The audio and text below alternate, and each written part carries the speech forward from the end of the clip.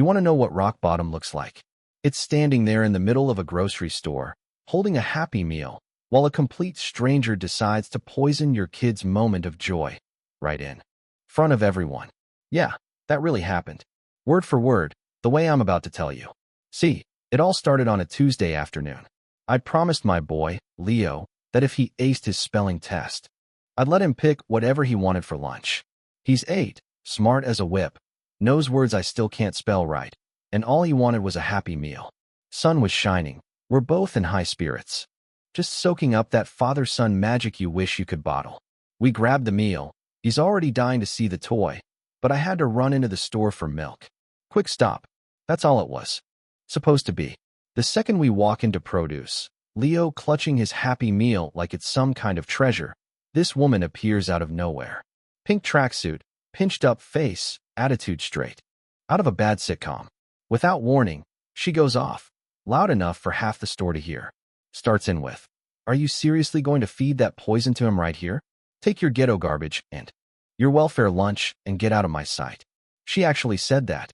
My kid just stands there, frozen, toy forgotten, looking up at me like the world just tilted sideways. You ever get that feeling? Fight or flight, but you've got your kid with you, so all you can do is protect? I turned Leo away, told him quietly that she was just having a bad day. But the truth is, she wasn't stopping. She blocked our path, started ranting about property values and people like you. Shoppers started gathering, pretending to check kale while they watched, nobody saying a damn word. Then the assistant manager shows up, barely out of college, all nerves and no backup plan. The woman goes full victim, tells him I was threatening her, brings up greasy fast food. Tries to spin this wild story.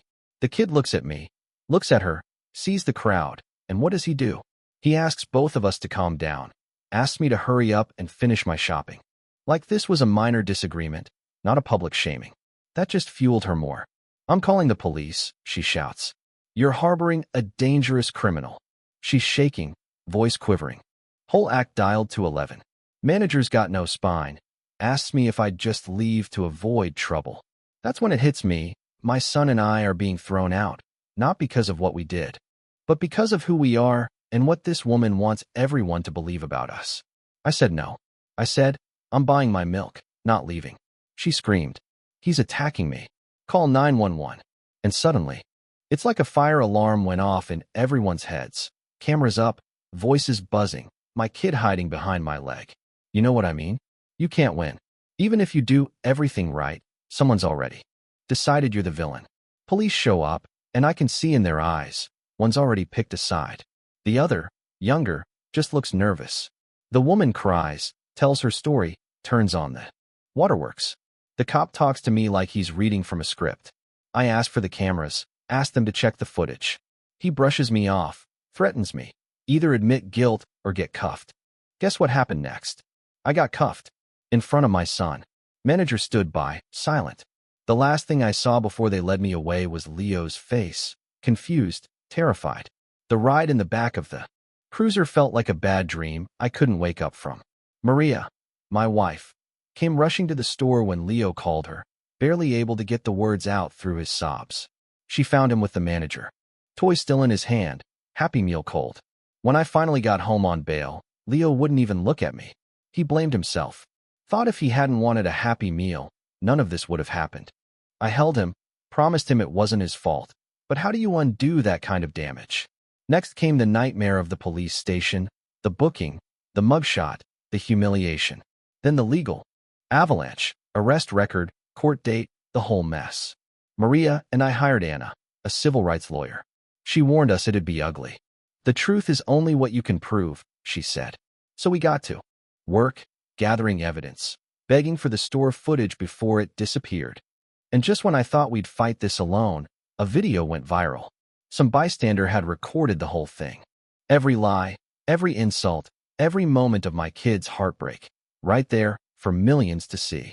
The tide turned. Suddenly, people from all over the country reached out with support. GoFundMe raised money for our legal fees. But the hate poured in, too. Threats, harassment, our home address leaked, pizzas showing up at midnight, strangers driving by our house, the works. The woman from the store She went on TV, claimed she was the real victim, cried about cancel culture, spun a tale about fearing for her life. Some people believed her, of course. The prosecutor, feeling the heat, tried to cut a deal, pay a fine, make it all go away. I refused, not pleading guilty to something I didn't do. That's when things got even nastier. Suddenly, Child Protective Services showed up at our door, anonymous tip, claiming our home was violent and unsafe. Pure intimidation. I watched as a social worker poked through our house, interviewed Leo alone, while I sat helpless. Leo had nightmares for weeks after. That was the lowest point, seeing my kid scared that someone was going to take him away because of a lie. Our community rallied around us.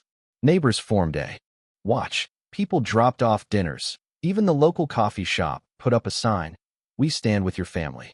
And then, twist, Anna got a call from a lawyer representing the rookie cop who'd arrested me. Turns out, he'd been haunted by guilt. He gave a sworn affidavit backing our story, saying his partner wanted to teach me a lesson. Suddenly, their whole case crumbled. The DA tried to get us to drop any civil suit in exchange for dropping charges. We refused. Anna filed a lawsuit so big it made headlines. The stores settled out of court, agreed to train managers on racial bias. The cop retired in disgrace. And the woman in the pink tracksuit? She lost her job, her privacy, and, from what I hear, all her friends. The charges were dropped. The CPS case was closed. But the damage was done. Leo still asks questions no 8-year-old should have to ask. He still has nightmares sometimes. We're getting him help, but I wonder how long it'll take before he truly believes he's safe. A year has passed. The lawsuits grind on, but life is moving forward.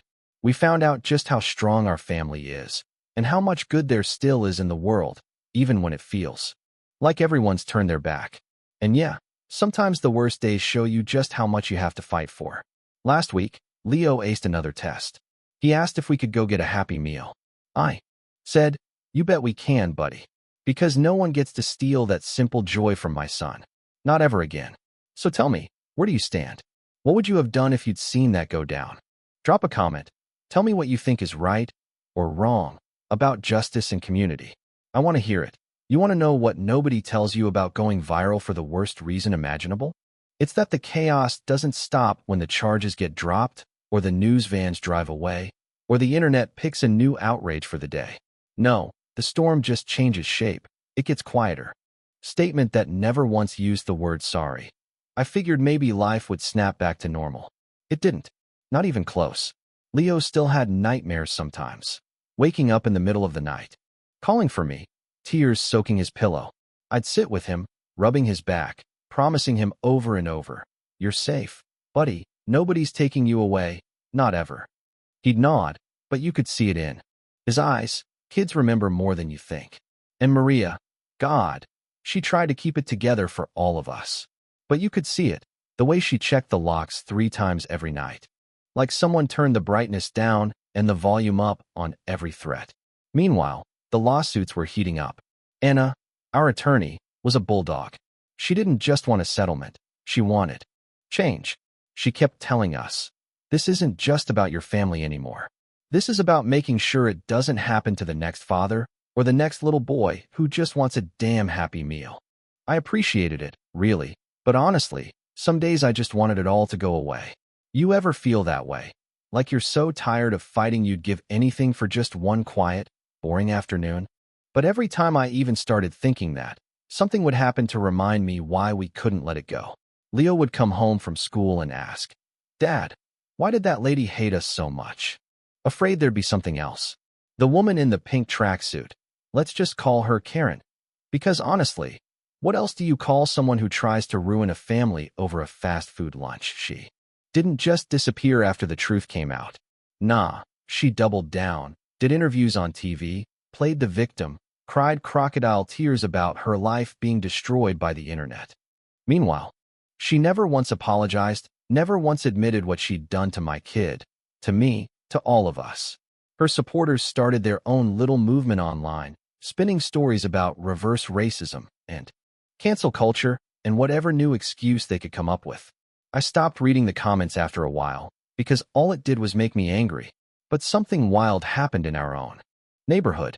Our community, The people who actually knew us started showing up in ways I never expected. Parents at Leo's school sent notes, dropped off meals, offered to drive him to soccer practice. Our next-door neighbor put up a sign, "We stand with Leo," right on her lawn. Even the manager from the grocery store, the same one who'd panicked and called the cops, came by our house one afternoon. He brought a pie and an apology, hands shaking as he stood on our porch. "I messed up," he said, voice cracking. "I should have done more. I'm sorry." I didn't say much, but I shook his hand. Sometimes that's enough. The civil rights suit took on a life of its own. Anna worked her contacts, got the story to the right people, pushed for actual policy changes at the grocery chain. Discrimination. It wasn't everything, but it was more than nothing. As for the police, that was a longer fight. The rookie officer who'd come forward ended up being the key. His affidavit blew up. Their whole case forced the department to launch an investigation into their own. The old-timer with the mustache, the one who cuffed me in front of my son, ended up taking early retirement, which, if you ask me, was a lot less than he deserved. But that's how the world works sometimes. The rookie stuck it out, paid a price with his colleagues. But I'll never forget what Anna said, "One person. Telling the truth can be enough if the world's finally ready to listen." But it wasn't just the legal victories or the settlements that stuck with me. It was the little things, watching Leo laugh again at a cartoon, seeing Maria relax for the first time in months, even having dinner with my parents without everyone staring at their phones, waiting for the next bit of bad news. We started rebuilding, day by day. It was slow. It was messy, but it was real. And, there's a strange kind of power in owning your story, even the ugly parts. I ended up speaking at a community event, sharing what happened to us, and people came up afterwards, some crying, some just wanting to shake my hand. Turns out, a lot of folks had their own stories, maybe not as dramatic, but close enough that they knew the pain. We weren't as alone as I thought. Still, there were scars. Leo never looked at cops the same way again. Maria double-checked the windows every night. I carried this deep, simmering anger for a long time. At Karen, at the system, at everyone who just watched. But I also carried something else, gratitude. For the neighbor who stood up. For the rookie who told the truth. For Anna, who never gave up. Sometimes I'd sit on the porch at night, just listening to the quiet, and wonder how long it would be before someone else got targeted. For the crime of existing in the wrong place, at the wrong time, in front of the wrong person. I'd think about how close we came to losing everything, just because someone decided we didn't belong. But here's the thing. I'm not letting that be the end of our story. Not for me, not for Leo, not for anybody who's ever been made to feel less than. We fought back. We stood our ground. And yeah, it cost us. But it also taught us what real community looks like, what love really means, and how strong you can be when you've got no other choice. So if you ever find yourself standing in someone else's shoes, in a store, on a sidewalk, anywhere, just remember, you can be the one who speaks up. You can be the neighbor who stands with someone, even when it's hard, even when it's scary. Because silence, that's what lets this kind of thing keep happening. And if you've got your own story, share it. Let people see the truth, raw and messy and real. Every now and then, Leo still asks for a Happy Meal. And every time we go, I buy him that little box. Let him eat it right there if he wants. Let him open the toy. Because I refuse, absolutely refuse, to let hate steal. One more good day from us. That's my story. That's my family. That's our fight. And I know we're not alone. So tell me, what would you do if it happened to you? Have you ever stood up for someone else, or needed someone to stand up for you? Drop a comment. Start a conversation. That's how things change. One voice, one neighbor, one brave moment at a time.